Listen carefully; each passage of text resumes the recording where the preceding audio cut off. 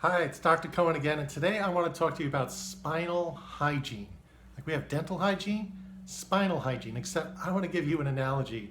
Imagine if you didn't brush your teeth for 2 years or 20 years, and then you showed up at the dentist. What would it be like? I mean, they would just be like, oh my God, you know, you're going to need not just one cleaning, it's going to take like several cleanings just to get your teeth clean. And then then maybe you'll need some other major work.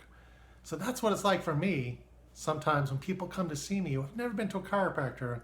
They have all kind of stress in their life, and then they have a little bit of pain or maybe a lot of pain, and they're like, oh, just make that go away. But in reality, they have all this tension, all this stress that they've let built up. So just say you had that problem with your teeth, and they cleaned it all up.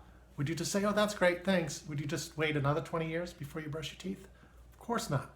We brush our teeth every day, a couple times a day, some of us several times a day, and we floss, we do all this stuff, and we still go to the dentist to get the teeth cleaned because there's so much stress that we take from our food that, the plaque can still build up.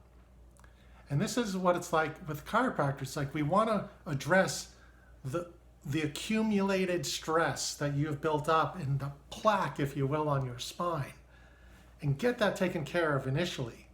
And then we want spinal hygiene, which is regular care for your spine, which some of that you can do on your own in terms of dissipating tension on a daily basis, assuming you eat really good, you exercise, you stretch, you stay strong, you're positive, you're not just sitting on the couch eating McDonald's, cursing at the TV or the news, right?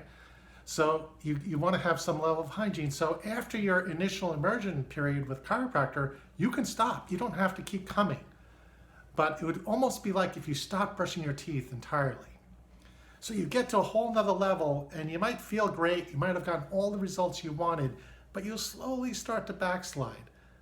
And you might be good for months or even a couple of years where you feel pretty good, but you're still backsliding and you're letting the daily tensions and stress of life build up in your spine.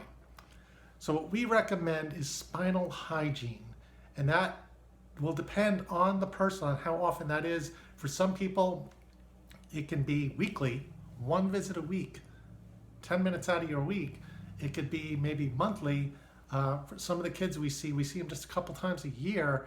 But the idea is to have that level of hygiene and clarity so that all of that progress you make, you get to keep, and you even get to do better and better as you improve your lifestyle.